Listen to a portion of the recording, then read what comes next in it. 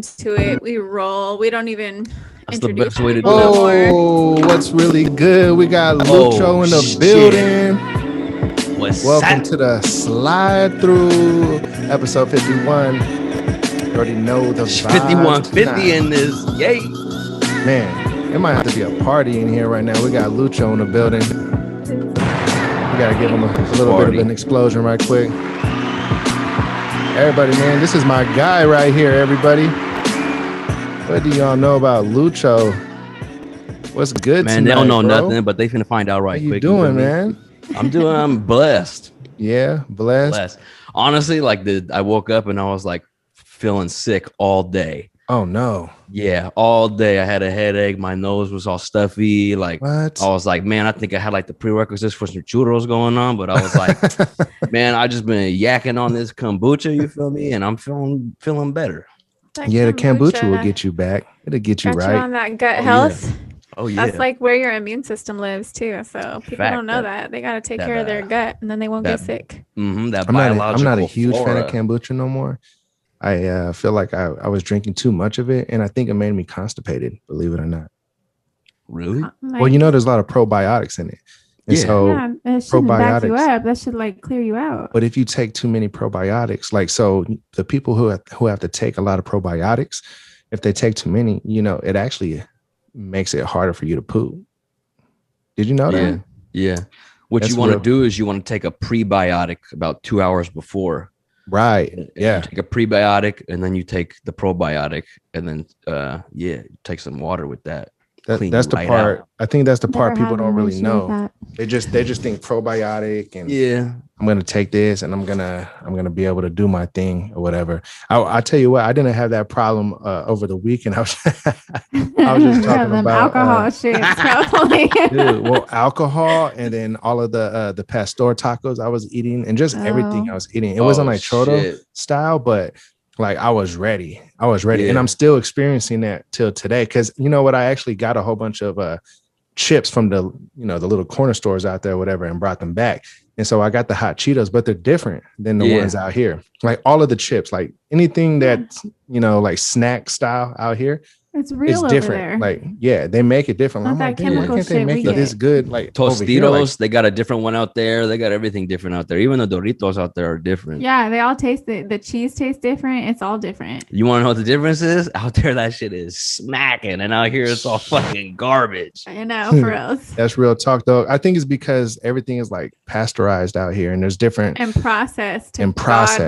That's got to be what it is. The thing that's different is we have so many laws out here and there's so many regulations, so that what they do is a part of putting so many chemicals in like the food and snacks, it's not only like as like a preservative, but it's a safeguard for them to be like, you didn't catch no bacteria, you didn't get no worm or anything, because we have this chemical and it prevents that, and this kills this, and this preserves that. You know what I mean? And so apart from that, there's a lot of ingredients that are banned outside of the U.S. to be used in food that we fucking sprinkle on all our food over here. It's fucking crazy. Right. Mm-hmm. Speaking of food, I just got done smashing some Chick-fil-A, right? Whatever Lucho just took out of his mouth landed on mine, I swear to God. What's crazy? I have not experienced like any computer problems until we try to add Lucho to the chat. You want to know what it is? What do you got going on over there, Lucho? You're throwing things through the screen. You put viruses in my computer. I'm pulling in so much power over here, bro. By the grace of God alone, we got this shit popping. You feel me? I fucking love it, man. I fucking love it. Shit. Oh man, I wasn't supposed to cuss. Oh, dang it, man. Are we doing like a non-cussing thing over here? No, it's not that. Oh, okay, because you brought the wrong person on the show. I know. I'm trying to be more like friendly. Right, more like all ages type of more shit. No, not necessarily. Yeah. What'd you say, Stella? What'd you say? More monetizable. More advertiser friendly. That's all. Because like this podcast, I mean, obviously we're not changing the way it is or nothing, but I've been, just trying to watch my language. You don't have to watch your mouth by no means necessary though. Do not listen to me.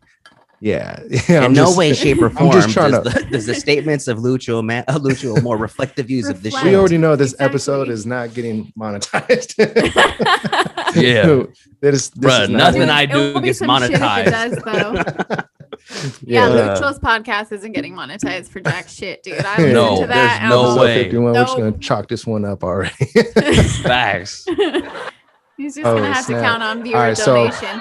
So, back to what I was saying about the Chick-fil-A. I'll show my feet. What's up? So I'm about to blow feet. everybody's mind because this is something I just found out, and I feel like you listening to this right now, you're about to just find this out as well. So they actually have 8-ounce squeezable bottles of all of their sauces at Chick-fil-A, and you don't have to hassle with the checking through the bag to see if they put all of your sauces or nothing. You could just go to their menu. Actually, I don't even think it's on their menu, but they have them on the online menu, and you can order 8-ounce bottles. So you could just, get rid of that searching through the bag, seeing what they got. And you like, actually, as a matter of fact, I'm going to Instagram this on my story tonight. That's how mind blown I was. You can buy a gallon of that fire ass lemonade too. Oh, the lemonade. No, that's true. The shit. I back in the day, I used to date a girl who worked at Chick-fil-A, and that was like a big thing that they had. Dude, that was a keeper right there. Chicks that. I mean, it was and it wasn't.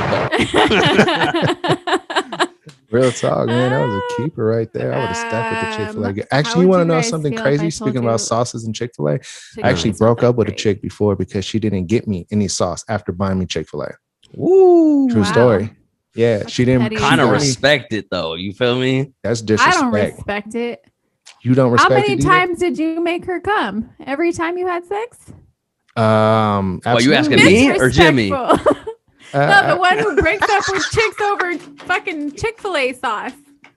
How you not gonna bring me some barbecue sauce with my Chick-fil-A sandwich and fries? Like, come on, man, get up out of here, man. You out of here, girl. Are you for real? Don't you ever make that mistake, Stella, with any of the guys you talk to. What? You don't bring them sauce? Bring me sauce. If they don't bring me sauce, I guarantee you about to get tossed. I got the sauce. Oh yeah, we ain't gotta bring the sauce. We are the sauce. I am the fucking sauce. Thank you. Oh, excuse me. All natural sauce. Be like, where's the sauce at? Be like, bitch, it ain't on me. It's in me. Snap. That deserved a bomb right there, but I have to let everybody know what they're listening to right now.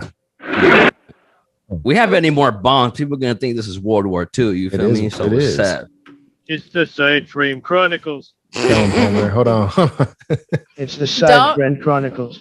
Lucho, don't lose it. It might land in my mouth again. Oh yeah, if you there's always something landing in your mouth, huh? Oh my gosh, I gotta give myself a laugh. We gotta turn that to a GIF. Somebody, let's get HR over here. Turn this into a GIF. I am so surprised. Out of all the shit that I've done so far on this podcast, there aren't GIFs of me. Like GIFs of you? We're like, yeah, because I'll be like GIFs? this. I'll be like, they're not GIFs. Don't say GIF. We will fight. We already debated I'll be like, no, I was. Oh, chill over there. Yeah. Drinking my water bottle. Someone's gonna put a dick there. Someone's gonna screenshot this and put a dick there. Like. Oh my gosh. Well, one way or the other, right? There probably is one out there, but somebody just got it there. They ain't trying to blow your spot up. You feel me? So they just put it as their screensaver on their phone. Oh. So Lucho, yes, sir. Tell us about your podcast, brother.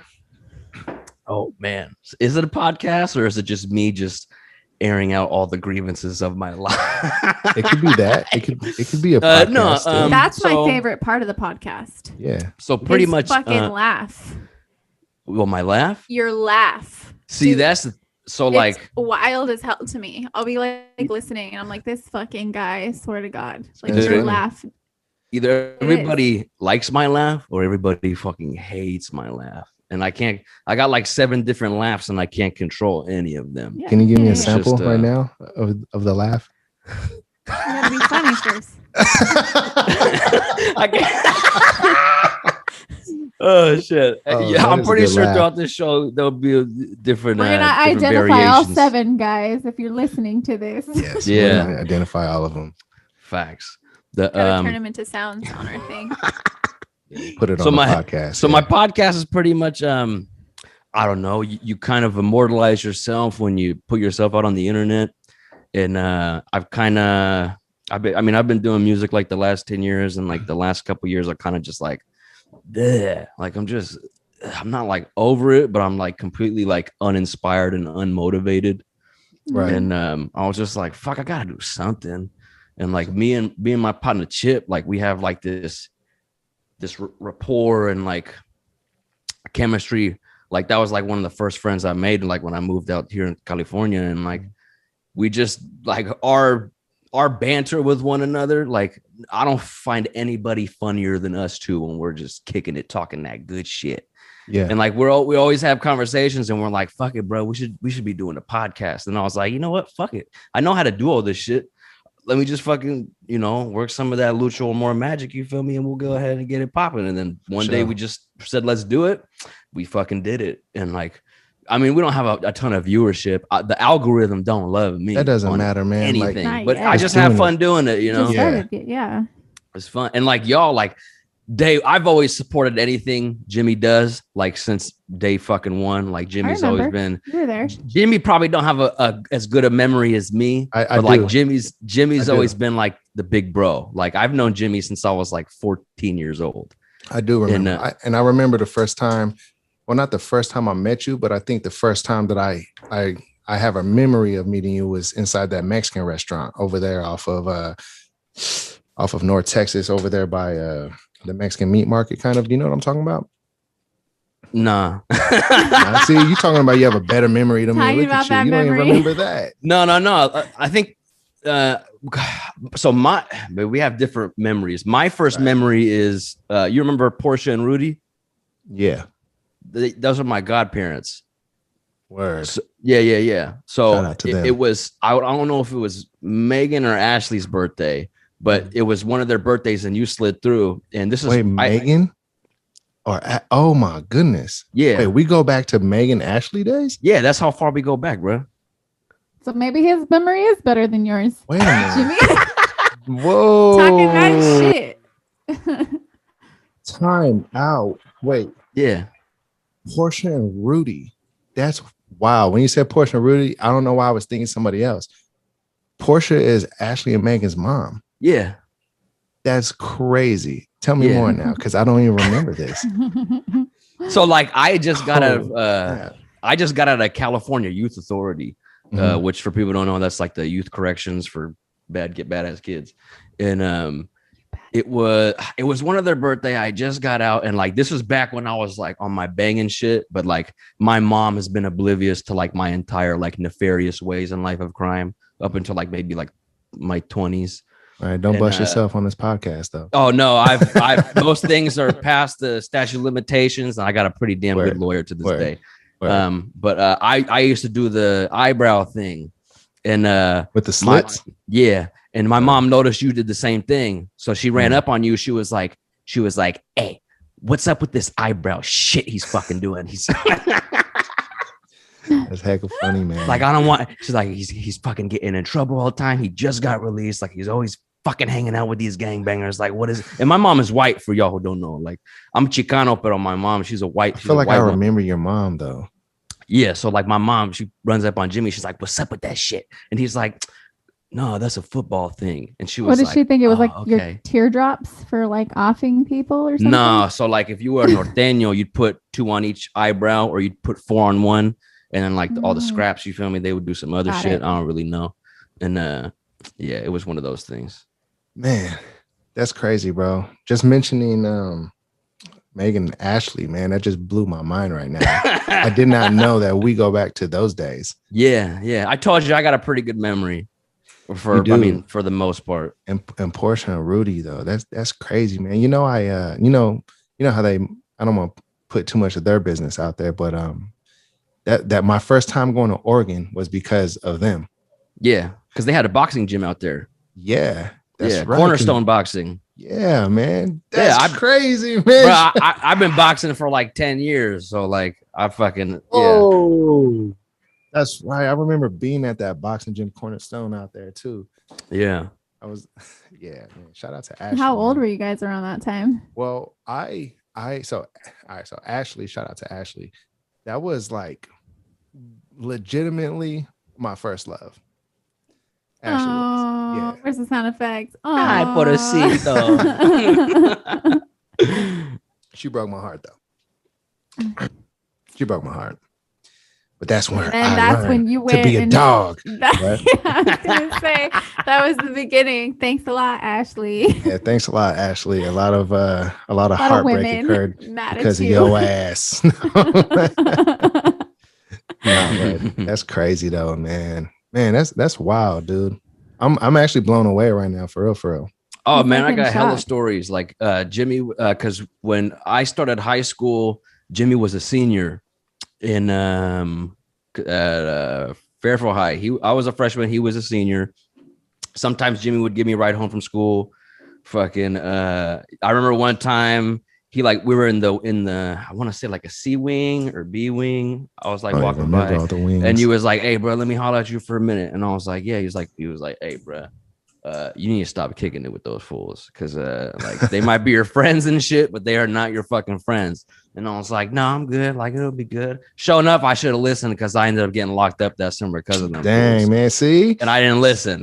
Dude, see, when I give advice, your elders, Lucho, you better listen. Man, when I give advice, now, you gotta listen, man. I know, but not like still like that till today, dude. Yeah, like even when my boys, going across the border yesterday, they were like, "Man, let's go party some more." I was like, "Bruh, all right, hold on, let's do the math. You got a flight at 5:00. It's 1:30. It's probably gonna take like 2 hours to get across the border." They're like, "No, we'll be good." I'm like, "Bruh, they barely made their flight and we didn't go and do everything they wanted to do." So just saying, sometimes you need some logic, man. That's all it comes down. And sometimes you need some like advice from the older homie or whatever it is. Someone to tell you. Yeah, for sure. Like if you like, sometimes you gotta listen. That's all it comes down to. If you know, like you got somebody in your corner, giving you the good advice or whatever, and they got your best interest. That's what everybody needs, to be honest. I meant like a mentor, somebody who's, already been there, done that, can let you know, like, "Hey, bro, be careful what you do," because some of those decisions last a lifetime. There's a lot of kids, a lot of teenagers need that. Like I needed that. I didn't have that. I was out there doing fucked up, stupid shit too. You know what I mean? Like, thank God we didn't have cell phones and shit like that. I mean, that's trouble. What you were talking about recently, Stella. You were talking about like one decision could like change everything. Yeah, you're like one decision away from having a completely different life. Like, do you guys ever think about that? No. Like I was thinking I do. It's the parallel universe. About that. Like the other day, I was like, dude, if I did this, my life wouldn't look like this if I had gone like every time you hit a fork, you know what I mean? Like it just takes you down that path and you're like literally one decision away from a completely different life and just fucking trips me out to think about that. It is. It's the parallel universe. Like you got the fork in the road and, once you make that decision, which way you're going, that's what decides what's going to happen next. Like, cause everything is happening simultaneously. That's what the talk is. And, so, whatever move you make prior to the next thing that happens, that's, based off the parallel universe. Just like that day where I told everybody driving, I said, "Hey, go right." I've never told anybody to go right out of the street we went out of. I don't know what made me say, I said, "Hey, go right." And I didn't even think twice about it. The reason why I said that, and they went left, right? Somebody said, no, go left. Why would we go right? I was like, I don't know. Accident. You know what I'm saying? And I'm like, damn. And now that I think about it, I'm like, man, if we would have went right, like it didn't happen right away afterwards, but like 1 minute later, accident. Everybody was cool, thank God. But like, I'm just thinking like, man, if we would have went right, why did I even say that? Like I would have never even gone right normally. And I said that. Yeah. That's that parallel universe stuff right there. It's almost like it's how do I explain it? Because a previous episode, y'all had talked about psychedelics, and I am well versed in the area of psychedelics. I'm not. I'm quite the cosmonaut. And not only, I mean, like I've been, I'm sober. I've been sober for almost 2 years now. But before that, I had a pretty bad drug addiction from the age of like 12, from like the ages of like 12 to like 28. I was, and like for the most part, people never even noticed it just because I was such a good liar. And I didn't have like the best parents who like paid attention to me. Right. So when you're out here in these streets, you stumble across a thing or another. But one thing that always made me expand my mind was the psychedelics. And I remember one time, like, I ate maybe like 5 grams of mushrooms. And I like locked myself in this bathroom, turned the lights off, and I had the fan running constantly. And I got sucked into this vortex, and it was like an infinite amount of me's that I was staring at. And they were like, there was like a little baby me, there was like an old man me, there was like an alien version of me, there was like a dog version of me, and they were all saying like, we're all in it was basically like we're all in this together, and we're all this in like one synonymous person, like we're all living these parallel lives all at the same time simultaneously. And I was just like, whoa, what if that's really how life is? Like, and like Stella, you were talking about before how like these dreams, you go off into another dimension. How do we not know that our consciousness isn't a consciousness that travels between parallel universes? That this consciousness, and like, because you don't always have the same dream, you're always having a different dream in a different place at a different time. How do we know we're not just jumping from person to person to person? I felt like it was like Avatar. Do you ever exactly? Do you ever like have those nights where you're like feeling like mad different, like almost like a little weird, and you're not sure like exactly what you're feeling, and you start doing things you don't normally do, like things that you don't normally do because you're like trying to protect your energy type of thing, and you're wondering, man, what's going on? And then you go to sleep, and then you wake up the next day and you're like, man, that was weird, but I feel great now. Like sometimes I wonder if like that's us like doing some kind of like consciousness reset.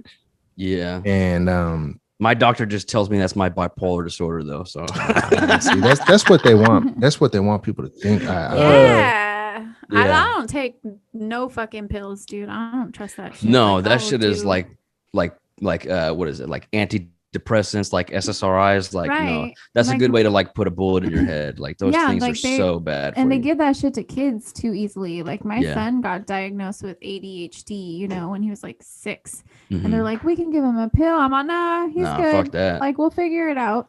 You know what I'm saying? Like, and this isn't to shit on people who choose to take medication. It's just not the route that I want to go. I think anything that like alters your brain chemistry is like probably not good for you unless like you're like really like violent or crazy, and it helps calm that down. Like that's different, but like especially when you're developmental stages, like as a child, like your cerebral cortex isn't even completely developed until like ages 25, 26. And like you're pumping kids. I mean, granted, I was doing coke when I was like 12, so that wasn't a good choice either.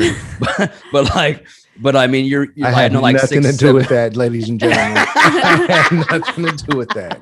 Oh shit, we be rolling, we be strolling, we on fire. Ain't nobody in this world. Come on now. I still got the Missing Piece mixtape in my car, bro. What you talking about? Bro, that was slapping though. Bro, that shit was slapping out of everybody's iPod. Come on now. I know.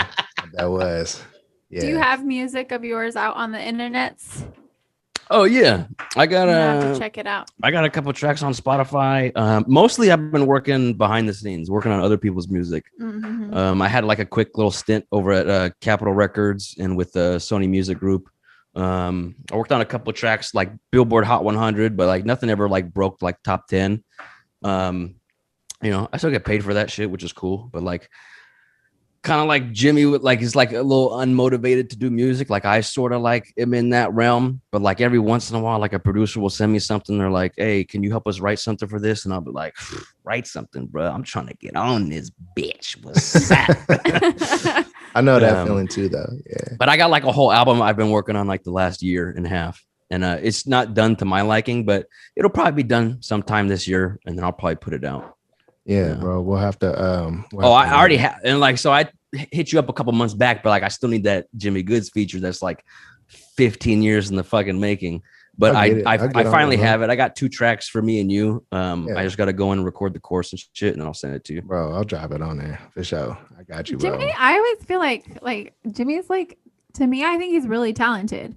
Like I've always been a fan of his music, and I know that he doesn't want to do it or anything anymore, or he's just not in that space currently. He's still an artist though. He is. You can't change that. He's totally a creative. Like, I'm glad that he has this podcast with me, and that this is a way he can kind of like have that outlet for right now. But like, I'm just I think if he ever decides to jump back in, I'm gonna get your face. It might come, man, because I have those moments, and I do write here and there still, and I still, I still got it 100%. It's just something it's just in me, and I love doing it. But I don't know, man. I'm chasing one rabbit right now. That's just all it is. That's all it comes down to. Yeah. I don't want to. You ever try to chase 2 rabbits at one time? Rabbits are hard to catch. Oh yeah. Oh no, not for me. I got that game like with Hey, bro. So I wanted to get into like some things that's been kind of going on around the world right now, and I don't know. Let's get some takes on it. So, did you guys hear about the guy that went on a rampage after his BM didn't give him half of the stimulus check that was sent for his daughter? Did you see about that? Nah, bro. So in Indianapolis, I believe yesterday, this dude went absolutely buck wild, and he went to his baby mom's house and said, "Hey, I need half of that stimulus." The baby mom said, "No, you're not getting nothing."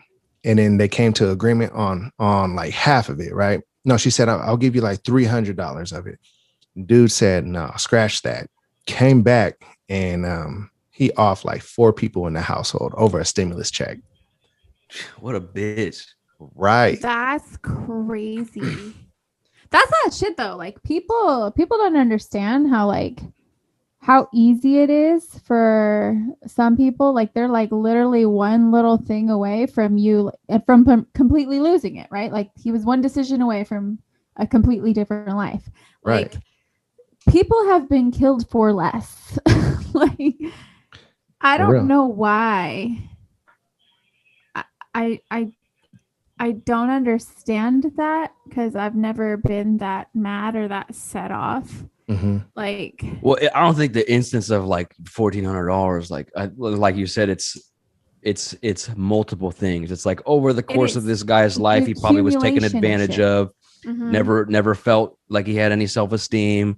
Honestly, dude was probably bitch made, and like all this stimmy shit, he probably ain't a good father. I mean, I'm speaking hypothetical. I know this is all in theory. Well, it's I don't a know desperation thing for money, for that low amount of money too. Or perhaps like this guy has long adverse side effects of like some disability, like maybe he's got some mental thing going on, and he never got treatment. Yeah. And then today was just the catalyst for him to just kaboom. Right. Absolutely wild, man. That sucks. I did not hear about that. That happened today? I believe yesterday. Yeah. I don't mean to bring the crazy vibes into the pod, but Yeah, what a downer. I know, right? Like we're all having a great conversation. I'm like, so did you hear about that guy going on a rampage? like oh snap. Well, actually, to brighten things up a little bit, have you guys seen any of the stimulus memes that have been floating around lately? Nah, I'm not really like a internet. You're not an internet guy? Stop. Nah. You be on the internet, dude. You always be dropping pictures on the internet, stories, all of that. Man, I be talking shit. That's usually what I do. Like I just be talking my shit, and like so usually like I'll read in the morning. Like I try to get a list of things done in the morning. Like I try to wake up, try to stretch, check my blood pressure, drink some water, take my vitamins, and I'll look at like the top 10 news articles of the day, and I'll just read it in utter disgustment of like the current place that I live in this universe. And then I just go on with my day, and I try to ignore it. But man, bruh, I'm still stuck on the $1,400 blibbity bopping booping a bunch of people over $1,400, dog. I know. That's fucking wild. I know. It is super. Are you a wild. morning person, Lucho? Me? Yeah. I'm like a gotta be a night person. Look at the purple lighting and all that. I'm like a 24/7 person. Like my the synapses in my brain have become so compromised that I'm just going off. Yeah, when I'm up, I'm up. I mean, like most of the time I'm sober most of the time, and people can't really tell. Like if I'm with a room full of drunk people, everybody thinks I'm drunk. If I'm in a room full of twacked out people, everybody thinks I'm twacked out, but I'm not. I'm just, I'm like I'm like SpongeBob. Wherever I'm around, that's what it is. You feel me? I love it, man. I love that right there. Do you got some of these memes? Can you pull some of them up? What I was gonna do is I was gonna read a few of my favorites. So they all start with stimulus hits. Like it says stimulus hits, account 1,400. Me at the strip club. Hey girl, I could take you away from all of this. All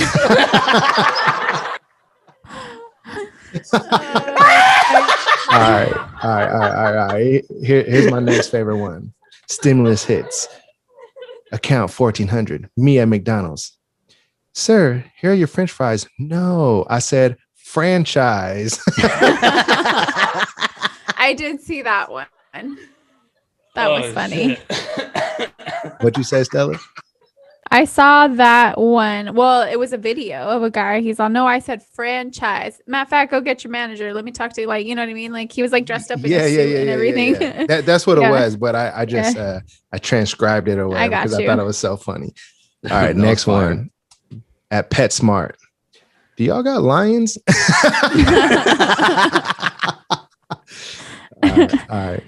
Me at Target. I got 1,400. Target as Debo. No, I got 1,400. Facts. Straight Target up will take your money. You ever walk in a Target with money? You will walk out with nothing. That's real talk, though. Why is Target?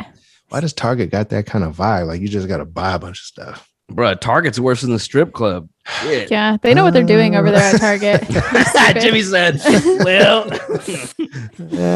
That is Jimmy's Target. What, strip clubs? Mm-hmm. Yeah, I don't go to strip clubs often. Like that. What was it, like Wedding Crasher when she had the tramp stamp? He's on might as well be a bullseye. I don't remember that, but good job. You didn't see that movie? Did you see it, Lucho? What movie was that? Wedding Crashers? Oh yeah, that's with Owen Wilson and Vince Vaughn. Yeah, and when they see that girl's like tramp stamp at the bottom of her like lower back, he's all might as well be a bullseye. Facts. That's Jimmy's Target. I think so. All right, next one. Direct deposit, 1,400. Me at the dollar store. Hey, where's the $2 stuff at? Oh my god. Oh shit. All right, that's all we got on that one right there. Fire. So that's what you're missing out on the internet. But I feel you, man. You got to protect your energy, and there's a lot of messed up stuff on the internet. Yeah. I don't like it when like I accidentally come across a video where somebody's like getting injured or even worse, on video. Like that's the worst to me. Like, and then you see it and you just be like, dang, man, I just saw that person's last moments. Like that's the worst, right? And as much as the internet is such a powerful, double-bladed sword. Like as much as like you have this constant instant gratification and access to the world's knowledge, it's also completely based on the algorithm that you create based on your search engine. So it's also just riddling you with confirmation bias. Feeding you the shit that you're already privy to. You're not getting. You have to dig yourself out of your hole every day to fucking find something outside your normal search engine, and it's fucked up. I hear you. You're right. That's how Facebook won elections. That's true. Ooh, say it one more time for the bitches in the back. Stella dropping bombs on these people. Did you watch, what's that documentary called, Stella? I think you're the one that told me. What's it called? Social Dilemma? No, not that one. It's the other one that's kind of like that. Oh, yeah. I can't even think of it right now. Fuck, me neither. We spoke about it before. Hacked or some shit like that, or The Great Hack. The Great Hack. There you go. Yeah, that was a pretty good one. You saw that, Lucho? All these documentaries, like within the last 3 years, have been on some other shit, bruh. Just going in. Mm-hmm. Shit that we don't even realize that we're a part of every day. And then like somebody sits down with like a crew of people for 6 weeks and they do a surmountable bunch of research and they make this docuseries and they're like, holy shit. I'm a part of the fucking problem. Mm-hmm. Yeah. I was just trying to find a good deal on Amazon. I didn't know I was fucking over Zimbabwe. Shit. Right. Yeah. So how many of those people are still alive? More craziness about the internet right here is so you all know about the chick that did all the coughing on the Uber driver and they made a huge deal. I know that bitch. I know a lot of I didn't realize it, but I think I've seen her before too. Like when I went to her Instagram. No, personally, I've met that bitch before. I'm she sure, lives she lives here in the Bay Area. I was gonna say, yeah, she lives in the Bay. She has a she's a piece of shit already. She has like a breed. She breeds dogs and shit like that. Her family. Oh, really? Yeah. And Yeah, I mean, most people who breed dogs kind of fucking suck. But adopt or ratchet. Shop. Well, here's a crazy thing about that. So I was curious who she was because everybody was posting and people were starting to tag her. So I was like, oh dang, let me click on this. And I remember clicking on her profile. She only had like, I don't know, she was under 10,000 followers.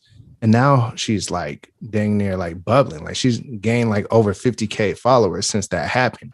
I'm like, see, this is the messed up thing about the internet is that it almost encourages people to do messed up things so that they can go viral. And because let's say she somehow doesn't, get too many crazy consequences. Well, it says that she's facing up to like 20 years or something like that. But let's be real. That's not going to happen, right? She's probably going to get a lawyer or whatever. No, and her family got money or something, She comes from a family with money, so they're going to settle out of court. Okay, there you go right there. So she's probably not going to get any serious consequence, right? No. Like, realistically, right? So she comes away from that with like a crazy following now. And she's going to be able to bubble off of that, almost like the Catch Me Outside girl. Right. Catch Me Outside. Like she super little ratchet chick, like needed to be, punished. Right. Now she's, got millions of followers on Instagram and everything. And she just bubbles. See, that's the thing about the internet. Like you almost get rewarded for, dumb stuff. Oh, most definitely. People, a ton of people do. And if anything, it just goes to show, I'll say it like this. Every generation gets just as stupid as intelligent they get. So us, for instance, the access to information that we have, way more than our parents had.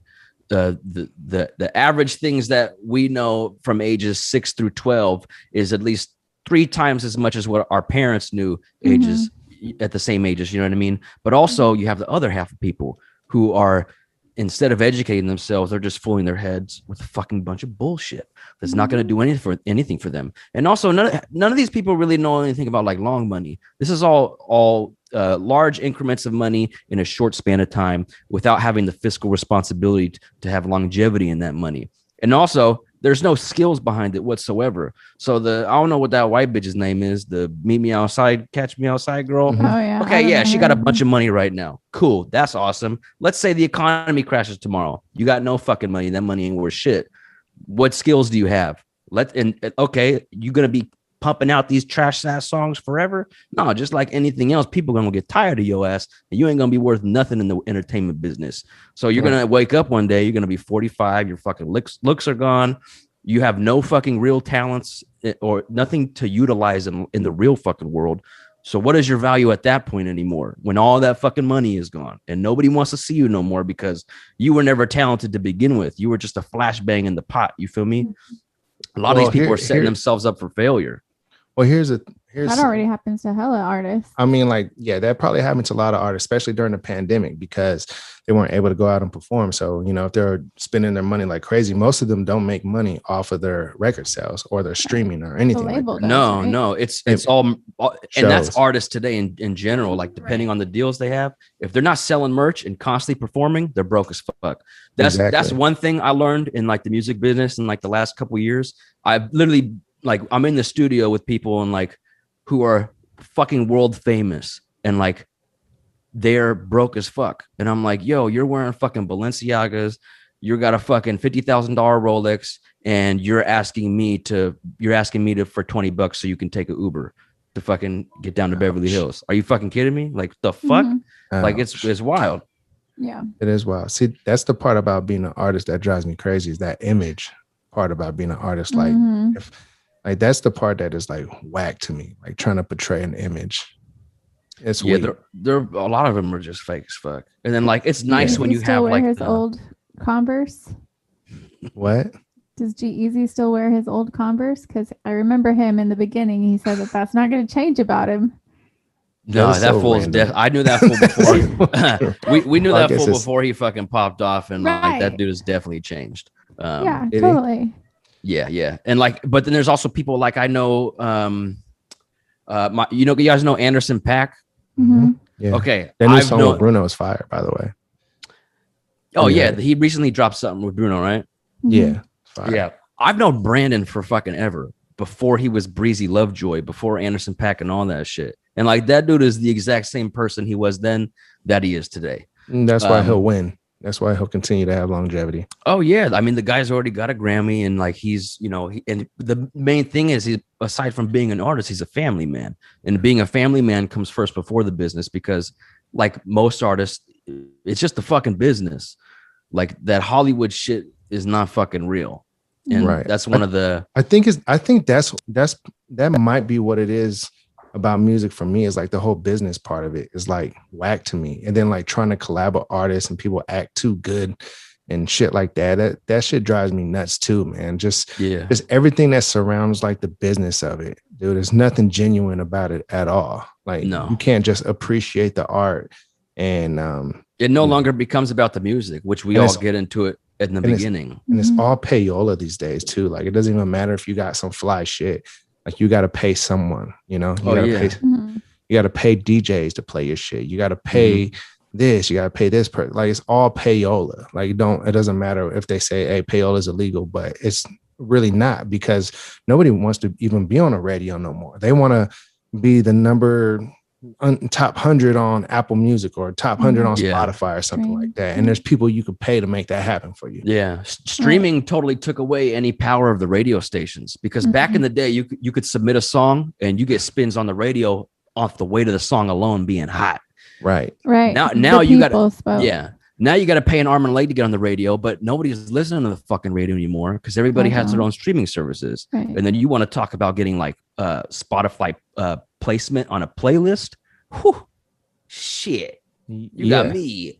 Fuck that. Like I've been lucky to be on like Spotify playlists and not have to pay, just because I know certain people. Shout out to Trish over at DistroKid. What's up with you, girl? I ain't called you in like 2 years, but I still fucks with you. You need to call but it's just like you said, it's all about payola. You got to pay to play on everything. It doesn't matter how good your shit is. Every once in a while, an artist will hear your shit, a producer will hear your shit, an A&R will hear your shit, and they'll be like, "Oh, this is dope. I fucks with this," but they're a fan. It's not has nothing to do with the business side. They hear it, they become a fan, they fuck with it, they'll do what they can. But when you're in a room with execs, when you're dealing with a development deal, or you're sitting there and you're trying to go over numbers with somebody and like, oh, well, this is our projections for next quarter, and somehow we have to budget it because we have to get this song, we have to pay these people. Then you talk about residuals. Then you have to get into like percentages over contracts when there's multiple people working on a song. And the artist always gets fucking paid last. The person who makes the song hot. Don't get me wrong, producers play a big part of that, but also it's the artist, the one who's writing it, or the writer themselves. Not even the artist is writing the song, and they get fucking paid last. It seems to me whoever's working the hardest on the song, no matter it be writer, producer, engineer, artist, they're the person that ends up getting paid last. Right. Every single time. And least. The business, I think we just confirmed the business part of making music is the worst part about making music. And it makes you not want to work. It makes you not want to do it. It kills your whole vibe to it. It's like, fuck this. And most of the people popping today, they somehow knew somebody who was able to kind of lift them into that position, or there was some major money behind them. Like that's why I don't like when they say shit like, sorry, I did it on my own. No. Yeah, did it on my own thing. Like nobody does like anything even Drake. on their Drake own. comes from a family of money. Yeah. Like Drake came from Degrassi, first of all, so he already had a little bit of fame, right? This isn't going to be me trying to hate on Drake because I like Drake's music, but I'm just going to talk the facts. Like he comes from a family with money. Like his uncle was financing his whole music career at first, and you know they were able to get him in front of Jay Prince, and Jay Prince was able to get him in front of Lil Wayne and stuff like that. Like there's always like somebody kind of like lifting you. Like very rarely do you find like the very talented artist who just kind of bubbles on their own type of thing, right? And I mean it's more possible these days with TikTok and all these streaming platforms and everything like that. But even when you bubble these days, now the only way you're going to remain relevant is if you sign one of those dumb deals, because the record labels will figure out a way to push you out of there. You'll have like your quick run. Hopefully you make a lot of money, and you're able to like somehow transition that into something else, but invest it some way. Yeah. They usually hit you with like a 360 deal, and you see that first check and it's like, whoa, that's a lot of money. And then it's not a lot of money in the scheme of things. It's not a lot of money. It's like, oh, okay, here's a $3 million deal. Whoa, I gotta only do one fucking project. That project can end up making like 25, 30 million, and you don't see none of that shit because you just paid the 360 deal where your merchandise, your touring, and your music all goes to fucking them. Dude, that's because they're investing in you, you know. And then, you as the artist, like you want nothing more than for people to enjoy your music. So your first thought, like let's say you got a hit that just blows up. Your first thought is like, man, I just want people to know my music. I want them to know who I am as an artist. These people are going to blow me up, whatever. Like, let's just do this. I'll do it again because I'm that talented. But then they shelf you and you can't put out music. Because you're in a contract for 4 years. Right. And then you say in those 4 years, you make 3 albums and they don't want to release it. And the thing is they fucking own it. You don't own it. They own it. Music. Yep. Hey, like, you know, since I'm talking to the homie Lucho, and I believe he's in Fairfield, didn't that happen to Sage, the Gemini? Because you don't hear nothing about him no more. So, and he blew up big time. I got issues with Sage. I'll just keep it at that. Okay. And I mean, isn't it just me who got issues with Sage? Is that dude he's got let's just say when some of his shit dropped, there some homies had to check him. Like that. Oh snap! We got some drama on the pod. To go back to your flashbang and the whatever, like that's also like the shit that keeps me. You know how like people will do anything for like their little 15 seconds of fame or for their like whatever it's gonna boost their followers for in that moment. You know. Yeah.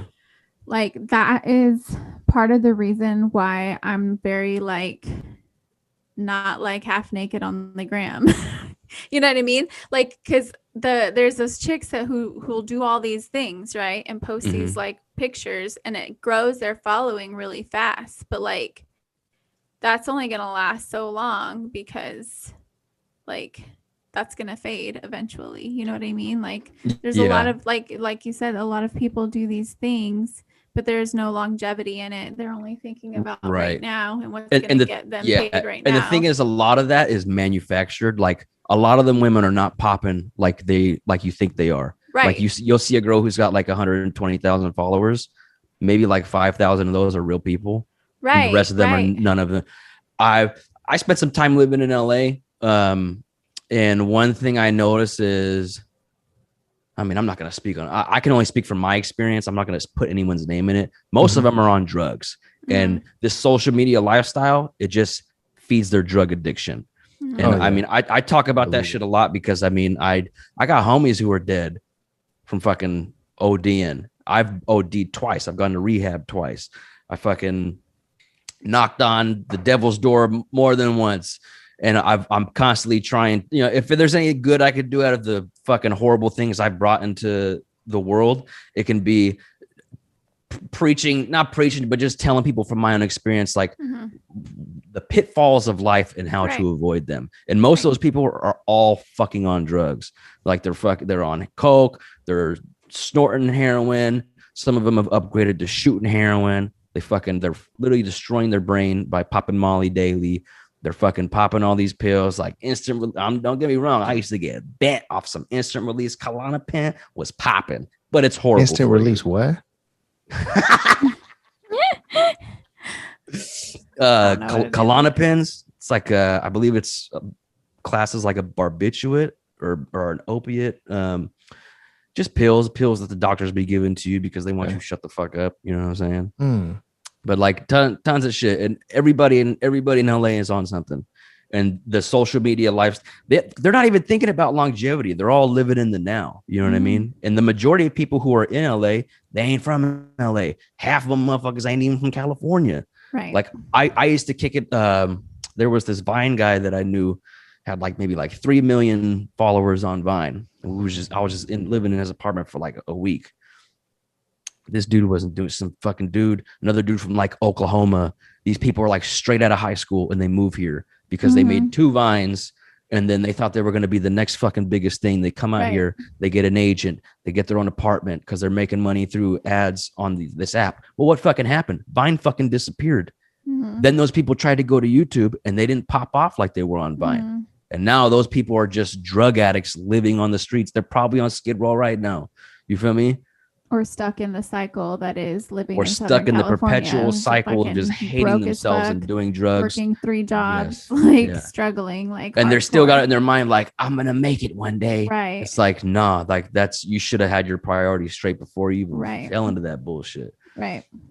Yeah, and like definitely a tough lifestyle. And I never fell for that shit because I've never wanted to be famous. I'm a funny motherfucker. Like I used to make funny fucking videos and post them all the time. That's how like my following grew. Like at the most I had like 16,000 followers on Instagram.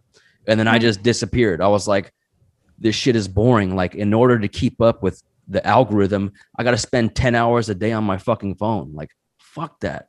Like that's ridiculous. And like now, like my reach is like so small. I've maybe lost like 10,000 followers, and like I'm happier now than I was then, because most of those people, they ain't give a fuck about me. All these people who would reach out and try to work on music or do like a YouTube skit or anything like that, they don't give a fuck about me. Like I was suicidal. Like I was like 125 fucking pounds. Because I didn't eat in like 3 weeks because I was too fucking coked out. And like I was having fucking pulmonary embolisms and fucking having seizures, and like I couldn't even fucking drive for 6 months, even though because I lost my license and was still driving around, being twacked out on the streets of LA, being twacked out in the middle of Oakland, rolling through the dubs, fucking trying to evade being murdered. And like, for what? All that shit for what? Because my social media game is popping. Because I'm trying to gain a following. Like, fuck that. Right. And like, I never wanted to be famous. I was just in my mind, I was like, I don't want to be famous. I want to be fucking rich. And rich and being famous and being rich is not synonymous. It's two completely different things. I know a ton of people who are famous and they're broke as fuck. Yeah, fuck that. And you don't want everybody in the world to know that you're broke as fuck. I don't want everybody in the world to know me. Know me, period. Like, I hate that shit. Like I love doing this and I promote it, and like my followers have increased, but I don't like attention like that. You know what I mean? Like that's why you won't see me posting half naked pictures of myself all over my shit, because I'm sure I could get like hella followers from that shit, but like I don't like that kind of attention. Like I want, if anything, the attention to be focused on the podcast, because this is what I care about. Like I could care less. Like if I could just not have a face in it, that would be cool too. Because I do like the idea of going to the grocery store whenever the fuck I want and not having anybody like harass me or bother me. I don't want people stalking me. Like these things that I think come with fame. I'd rather have the money, like you said. And it's not healthy either, because you just become a slave to your hubris and ego to the point to where you're now this amalgamation of like, I am this, I'm a motherfucking monolith. It's like, cálmate, voy a pinche puta. You ain't fucking shit, dog. You're a human who takes a piss in the morning and takes a shit like everyone else. Followers I have on Instagram. I was like, damn, that's crazy. Because this fucking palm in my hand don't mean shit about that, right? Yeah, people are crazy. Hey, did you guys know that Mr. Bigglesworth in Austin Powers was actually a fur cat before it was a bald cat? Random, I know. Are you fucking serious? I know, I'm sorry. So it wasn't a Sphinx cat? It was just shaved? It was a Sphinx cat, like after he went to space. So he was frozen for 30 years. Oh, yeah, I remember that. And then the cat lost all of its hair and became a Sphinx cat. I know this is random. I'm sorry. Is all that talk that we were having about social media? Did you think about fucking Mr. Bigglesworth? I know. It's freaking freezing up here, man. You know, my mind wanders a lot. Shit. You have like mad ADD. I do. You do. I do too. So I do bad. too. It's really bad. We're all like talking to each other, but our minds are also wandering. Like that's why I interrupt a lot, because I'll fucking forget. Yeah. Anybody out there, if you want to go see the Bad Night podcast on Bad Night Productions, it is it's imagine two people on coke who also have ADD who do not let each other speak and talk over each other. That's my podcast. What's up? Hey. Tell us a story about the Eddie Murphy stuff. Oh shit. So me and Jimmy, like 2 weeks ago, we were talking about coming to America too. And how for the most part people found it as like disappointing. I wasn't disappointed. I loved it. It was okay. It's Coming to America, the first one. That's comedy fucking gold. Right. That movie is actually in like the film vault of the United States. Like that, like 100 years from now, when America has been destroyed and like the fucking Centaurians have taken over the planet, they'll open that vault and that movie will be in there. They're gonna laugh their ass off. Yeah, like when I was younger, my dad when my dad was around, he was a roofing contractor, roofing foreman, and he used to do roofs throughout the state of California. Well, one of the contracts was Eddie Murphy's house, and I think he was living in Woodland or Walnut Creek at the time. Big ass house. And me growing up, bless you. Me growing up, like I didn't learn how to read until like high school because the California school system failed me. So like growing up, I just watched a lot of Growing up, I watched a lot of movies and I watched a lot of stand-up. So I was like a huge fan of like Jim Carrey, Chris Farley, Eddie Murphy, Richard Pryor, George Carlin, all them fools. So, and also I'm Chicano as fuck. My dad, he's from Norte Paje, Mexico. And like anybody who knows, like when you're a man in like a Mexican family, like you come to work because you're going to learn this shit when you're young. Yeah. So we go to the house and like my dad didn't tell me who it was. He was just like, "Oh, you're gonna like this dude." And I was like, "All right, fool, whatever, dog." And like we get there and we start working. They're like stripping everything off the roof and I'm picking up shit. And then I turn around, I fucking turn around and he goes, "Hey man, why you got this kid here on my property?" And it's fucking Eddie Murphy. And then my dad's like, just teaching him. He's like, yeah, that's how you do it when you're young. He's like, if he gets hurt though, I don't want to be fucking paying for that shit. So you can come kick it in the house. So I go inside and I'm fucking kicking it and like playing games with his son and like his daughter's in there. And then I was just like talking about comedy because I was like I was a huge fucking fan. And like Nutty Professor and like what was the other one? Dr. Dolittle, everything. And like Coming to America, Trading Places, like all that shit was like that was my shit. Like that and the Chris Farley movies were my shit. And Jim Carrey. And I was telling him how I wanted to be a comedian and shit. And like I was also like, I'm in like a celebrity's house, so like I'm eating all this food. Like I'd never seen like a Sega Genesis before. So I'm like playing Sega Genesis with his son. And I keep going about like how I want to do comedy. He's like, well, I told him like I want to be like you and Chris Farley. He's like, well, you ain't never gonna be black, but you keep eating my food. You could be a Chris Farley. And I just fucking started dying. I probably didn't tell that story the right way and like phrase it right, but pretty much he was like, "You fat motherfucker eating all my fucking food." That's awesome. Hilarious. Oh, it was awesome. Yeah, so you didn't know whose house you were going to prior, but like once it was, I knew it was a surprise. Oh, like my dad was telling me it's like somebody like I was a big fan of, and I was like, "Holy shit, it's fucking the Terminator!" Like, is it fucking could have been California. Shit, what's up? It could have been. Man, I feel like a lot of people have like cool stories like that, and I don't have shit. What are you talking about? You fucking go anywhere. Like, I got another one. So the artist Her? Yeah. Gabby Wilson. I don't know her name because I don't know any. Her name's Gabby Wilson. She's from Vallejo. Vallejo, ain't she? Yeah. I used to babysit her. Oh, for real? Yeah. Her and my little sister went to school together, and she used to come over to the house all the time. And her and my sister, because my sister used to get her sing on a too. Bad Nights podcast, bro. Yeah. I can't even reach out to her. She's like super unreachable. And none of those people have their own social media. I got a picture of you eating a goldfish. Yeah, they got people managing a real goldfish. You want to be on a podcast? No. Extortion. No, I'm playing. Yeah, but because she actually had my sister. What was the Nickelodeon Teen Choice Awards? Mm-hmm. So like her and my sister went down to LA for that, and like Nick Cannon, because Nick Cannon used to be Gabby's old manager.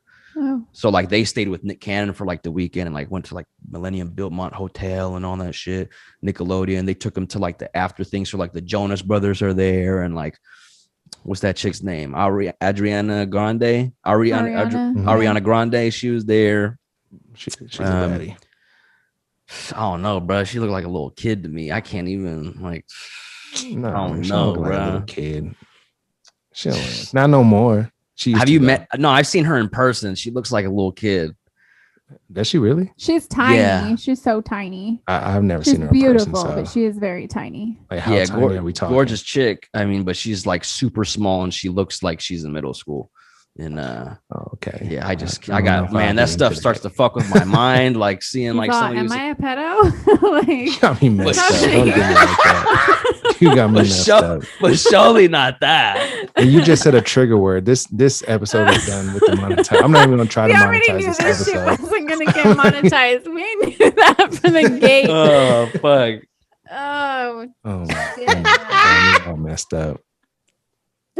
Say things like that. Oh man. I mean, I do like Selena Gomez though. Is that still same vibes? Oh, that's different. I've met her too, and she is mad. You just be meeting everybody, bro. What's going on, man? Bro, I was a little Hollywood, like little rugrat out there for a minute. You feel me? I was like out there fucking 45-year-old women out in Calabasas and like driving their McLarens and shit. Bro, that's some vibes right there. That's one way to do it. Yeah. Gotta drop a bomb on that, man. I got some crazy relationship stories. There's nothing better than being like a young man, like 21, and then getting some 45. Oh no, not even 21. I was like 27. Bro, when I was 18, from like 21 to 25, I was in a relationship and like a real relationship. So like that was it for me. But before that and after that, what's set? Legit hoe faces. What's up, bro? Oh, what's up with it? Man, bro, when I was 18, I had a 36-year-old girlfriend though. That was my sugar mama. Yeah. I am 36 right now and I would never ever. I feel uncomfortable when men who are like in their mid 20s to early 20s like holler at me. I'm like, no. But I also my kids have two older brothers who are like 25 and one's birthday is tomorrow and I think he's about to be 25 and the other one's 23.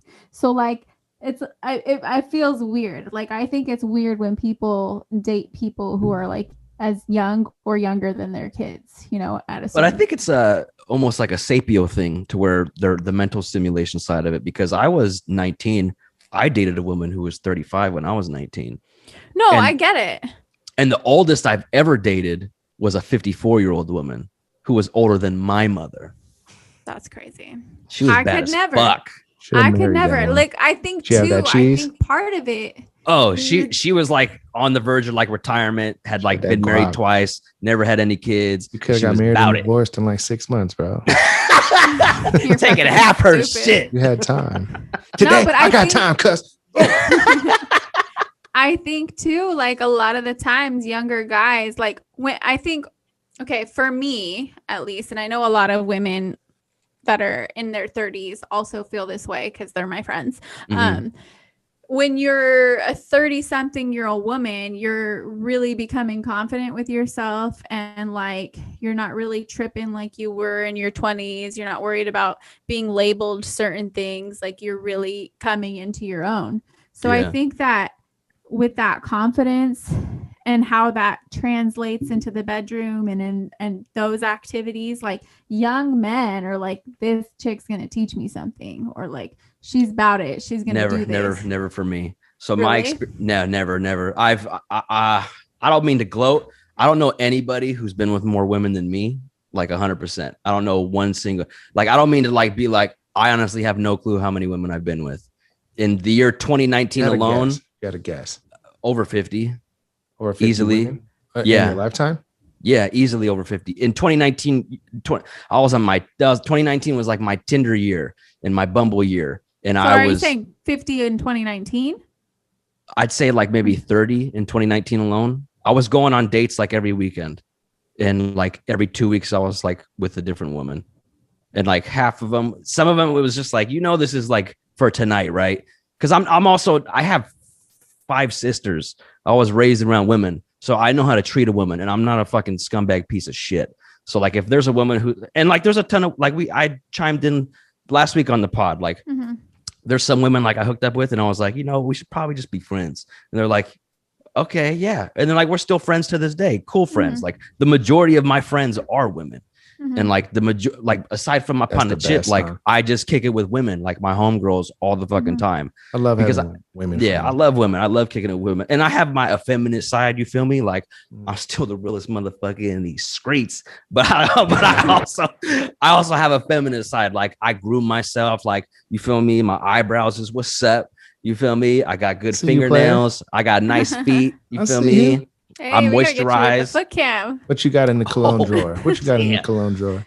Let's see. I got a Giorgio Armani. For the old school shit, I got a thing called the Wings, some Jacquard Noir. I got that Usher shit. I got a little bit of everything. I'm a connoisseur. I don't own any perfume. I'm becoming one. I'm starting a collection of colognes because I usually get one bottle at a time, but I'm like, man, I just can't smell one way all the time. I got to give them different flavors.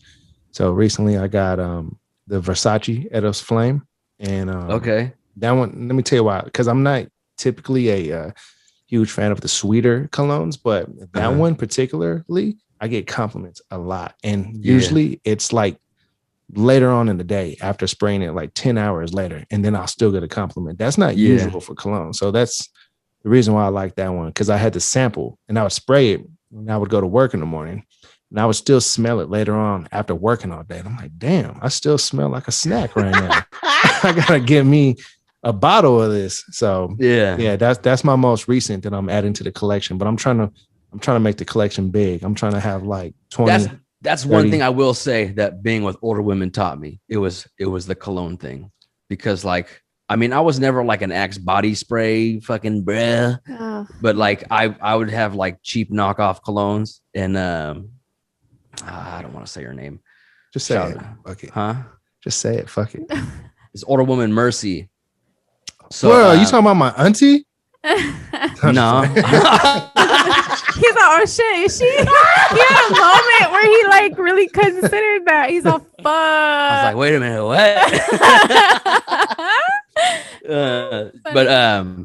But also then like my tia Angelica and my tia Raquel, like they've all, they're the ones who put me on like the French colognes, and just bumping up my steez. And like, as far as like and I'm a pretty stylish cat. Like if you like, I mean, I keep it street certified, but I also like, I got silk shirts, I got custom belts, I got 3-piece suits. Like I got $10,000 Italian shoes. Like I keep my shoe wavy with the vibes. You don't keep those at the house though, do you? Because T-shirts from might be somebody listening to this right now on their way to your house. Well, I'm also a licensed carrying armed person, word. So that'd be the last thing they'd want to do. Word. And I got a pit bull here who's already like chewed fucking like multiple people up. Bulls, bro. After what I saw last year, bro, I saw a pit bull attack his owner, like wouldn't let go of his leg, dude was gushing blood. And I was gonna go help him, and he was like, no, please, because I had a dolly in my hand, and I was like, dude, he might get you right now. He's like, no, please, and I was like, are you sure? Because I could end this dog right now. Yeah. And I wouldn't normally want to do that because I love dogs. And, I understand that the pit bull, that's just something that happens. They lock jaw and he probably got scared and didn't mean to turn on his owner like that. Well, here's the thing is the theory of like the lock jaw is not true. It's not even a real thing. It was why can't they let go then? Oh, it's so the jaw, they don't want to let go pretty much. It's not that they can't let go. That's a complete farce if you actually look it up. That was like a narrative portrayed because it's a narrative that started in Florida. So in Florida, you can't even have pit bulls. Pit bulls are illegal there because they were predominantly used for breeding and fighting. Now, people can pass them off as like American terriers, but once they get to a certain age, like people fucking, you can actually go to jail for having a pit bull. But like the whole narrative in itself is, if you actually go back, it was an attack on people of color, predominantly Chicanos and black people, because the pit bull, American pit bull terrier, is actually the original dog of the United States. So if you go back, like the Little Rascals, for instance, the show from the early 1900s, that dog was a pit bull, and it was a pit bull on set with a bunch of kids. Pit bulls are the most loyal breed of dog. And the one thing I could say about pit bulls is that dude is probably like a terrible owner, or probably used to beat the shit out of that dog because he just didn't know how to train it. A lot of people's natural inclination, like when they have like a dog that's doing something they don't want, shits in the house, pisses in the house, like barking, spank it or do something. They hit it. Yeah. So that dog registers, oh, this person is a threat to me. And now they usually internalize that as, I did something wrong. But I mean, it's the same thing like a kid. If you like hit your kid every day, and then, one day you go punk your kid and they're like, fuck that, I'm not taking it no more. And these kids end up fucking like killing their parents or beating the shit out of their parents. It's just one of those things like you have to be careful with. Like my dog, if it wasn't for her, I'd be fucking dead already. There was a dog that had gotten loose, German Shepherd, and actually fucking attacked me. And I've been bit by one too. Yeah, and like the dog was huge, like massive. Like the neighbor was like training it to be a police dog, and I was like, "This thing's gonna be on the fucking streets. Like, get the fuck out of here!" So when I got out of my car, the dog just jumped me and attacked me. My dog fucking jumped through the window of the front of the house, like head first. She went through the fucking window and fucking came and saved me, and like fucked this dog up, and like ripped its ear off and everything. And luckily, like one of the neighbors had like been recording it because they were going to put my dog to sleep. And I was like, fuck that. I'm alive because of my dog.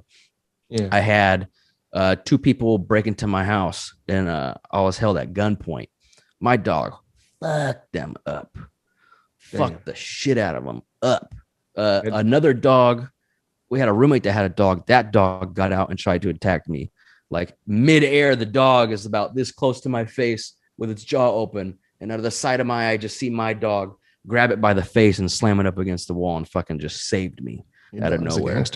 Oh, Penny is she would be over here right now, but I think she's sleeping. She's our HR department here at Bad Night Productions. But and then like also like in finding sobriety, like that dog showed me more love than any human being has. Like I could, she never judged me. Just seeing me come home, being off at rehab for a month and then coming home and like her just like crying and melting in my arms. Like, ain't no woman ever done that for me. Not even my own mother. Like, you feel me? So like, I think a lot of which number laugh was that? That was like, that was number 5. I have a nonchalant one. There's probably been a few already. I think just like how not everybody should be a parent, not everybody should be a dog. Oh, 1000%. Because it takes a certain kind of person, certain kind of patience, and it's you have to be diligent, thorough, and you got to be have that part of your soul that's just always loving, and just bear with it. It's a time thing, you got to put a time, just like with anything, a relationship, you got to put time into it, right. 100%, man. Yeah, I feel you with that. Have you ever started a relationship at the gym? You ever find a baddie at the gym and hop on? Define a relationship. 1 night stand, 3 month stand. That's not a relationship. That's a situation. 1 night relationship. That's not even a situationship. Oh, well. Yeah. So situationships like. So I did jujitsu for about 4 years, and shout out to Fabio Prado, Jiu-Jitsu. Yeah. So there was a girl there, and we used to roll around, and then it kind of, I don't know, just the chemistry of rolling around and just choking each other out. We just caught the vibes. That's a bit. I'm surprised we haven't talked about kink on this show yet, like feet and all that other shit. Yeah, we'll talk. I know. I mean, it's I have somebody who wants to come on and talk such about a wide range of. I'm hugely into like kink. Like, what is your kink? So I'm not like are they? I'm not huge into feet. Like I like feet, but it's not like I'm trying to like fuck someone's toes and jizz all over them. Right. I like giving like foot massages and shit and like little little toe kisses and whatnot. Just being, suavecito y cariño type shit. Yeah. Suavemente. Besame. But I like being choked, like a girl who's just like riding me and just like choking me the fuck out and like slapping me in my face. Like, what do you want? And you're like, oblivion. Spitting in my mouth, like that type of random shit, like pulling my hair while she's biting my neck and like, oh, that shit you hit me. She likes guys who like fingers in the butt, so I'll pass. Have you ever had anybody do that to you? Yeah. Oh, damn. No, she got fucking. I felt like she was ripping my shit open. Oh, did she just not know what she was doing? No, she had fucking nails like she was goddamn fucking Freddy Krueger and fucking like I was just like have nails, 1 hour later, hemorrhoids. I don't have nails and I have narrow fingers, so you should find someone. Let us see your finger right quick. Like, show us your finger. I have big hands. I have like long fingers. Give us a finger, like other side. Turn like things around. Like this, right quick. Point at the camera. Oh my gosh! Just imagine that going in the anus. Oh my gosh! Terrible. Gonna have to hit a file on that thing right quick. You feel me?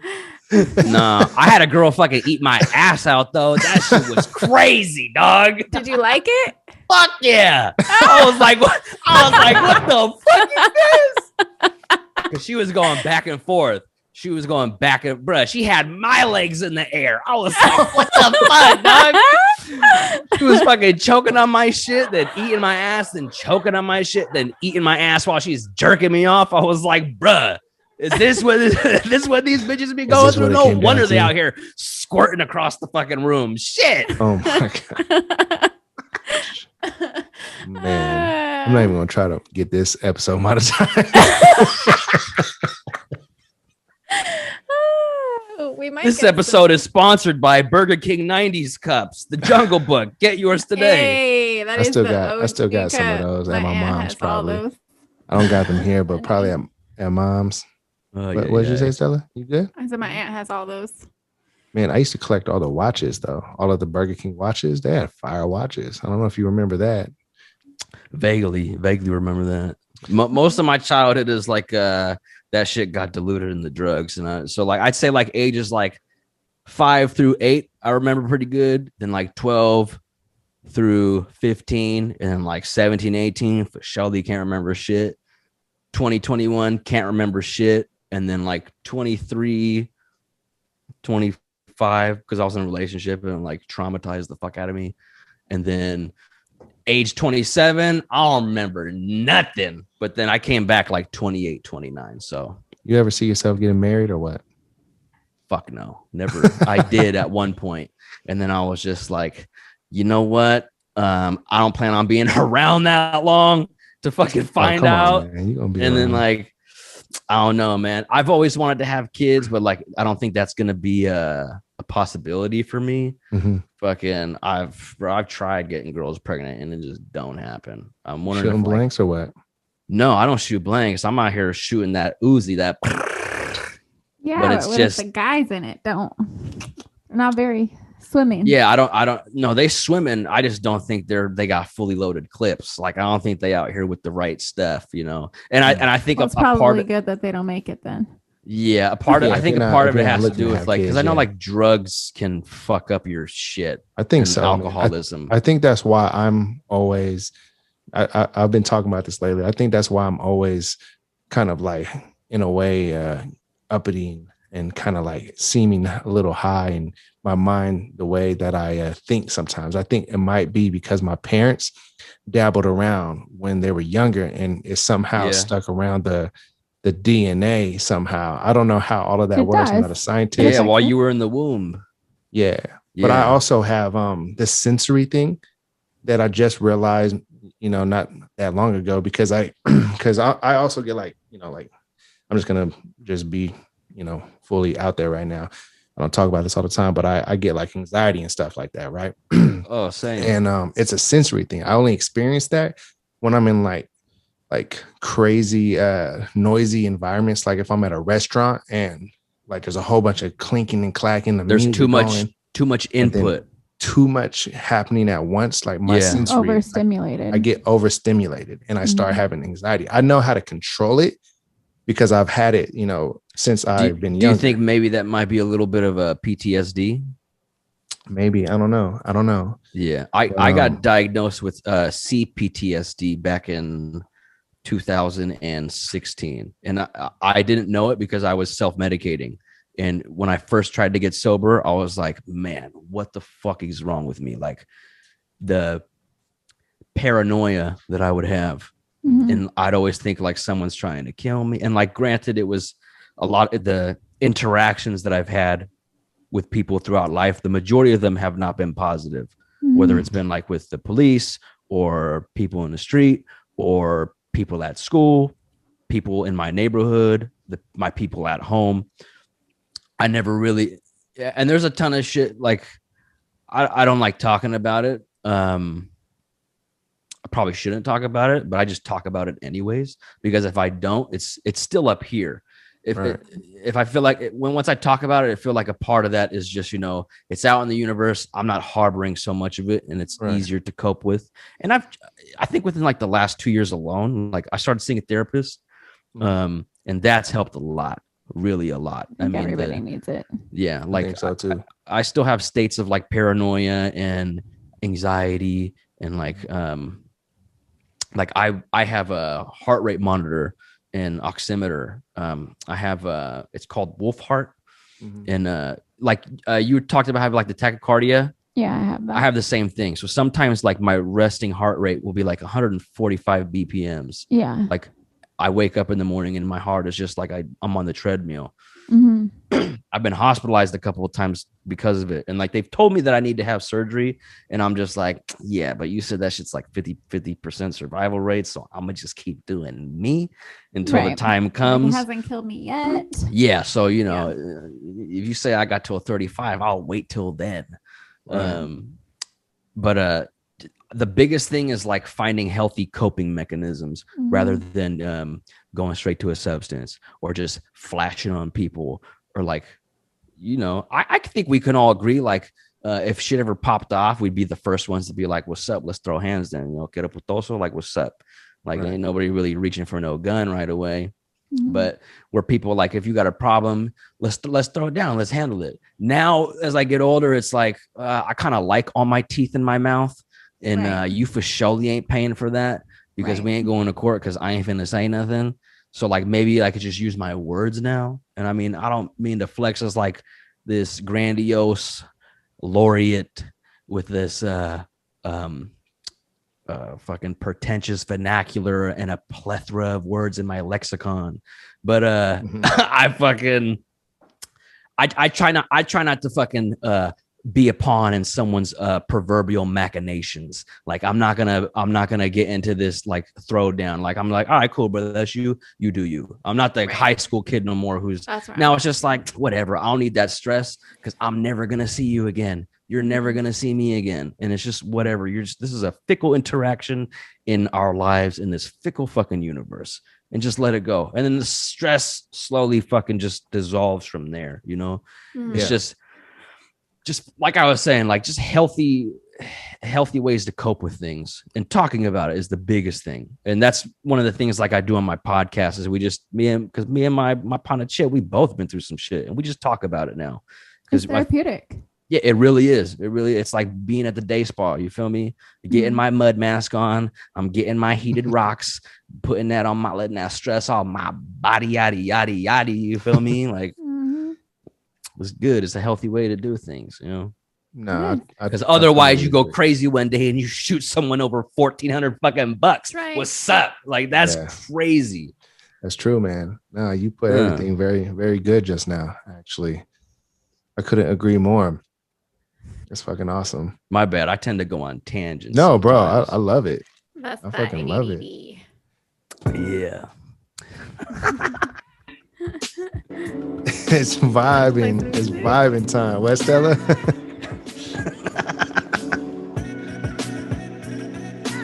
Lucho, you're a fucking man, bro.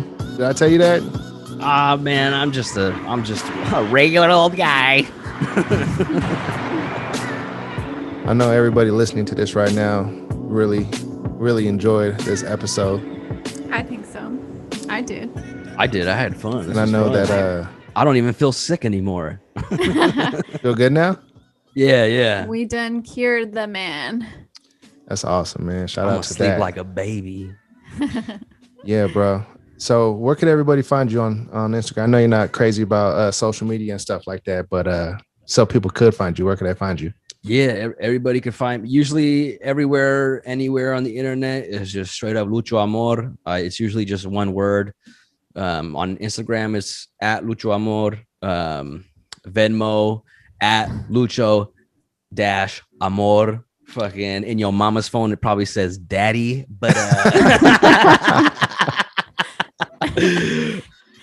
yeah, just pretty much. I love it, man. Lucho Amor, what's up with the vibes? You can find my podcast at Bad Night Productions on YouTube. You can find Bad Night Productions on Instagram. Yeah, everywhere. I'm somewhere in the universe trying to find my place. We're trying to come do your podcast sometime too, bro. Yeah. Fuck yeah. I just figured out the whole fucking screen record thing yesterday. Hey. Finally, man. I just figured it, and then I got an external. I have two computers running simultaneously now. So I do the desktop for recording and the laptop to work my majak. Yeah, if you ever have any questions or need no, for surely we for surely gonna get it popping on there. I might have to do like one person at a time before I can get both of y'all in, but I definitely got to get both of y'all in the mix for sure. I definitely because I definitely need like the female counterpart to balance us out, because we be popping off some wild shit on my show. Y'all do be popping off some wild shit, and I got some shit to say. You know me. Hey, I know, like sometimes like we be like talking shit about women too, but it's not about all women. Just like how, not all men are shit, not all women are shit. Like, there's fabulous fucking women out there who don't get the recognition they deserve. And I hate that they fucking don't. Because like this idea that people have of women is like, yo, you're on some fucking dumb shit. Like women are, I don't know if you noticed, but women are people too, A lot of dudes out there. Wow, that's a crazy idea. We're just a bunch of fire hydrants guys, to these men. We're a bunch of fire hydrants with pussies. Fire hydrants with pussies. That's what we'll call this. All right, y'all. Thank you for tuning in, and we will catch you. Lucho, don't go nowhere. We'll catch everybody listening and watching and listening to this next time. Episode 51. We out. 51. What's up?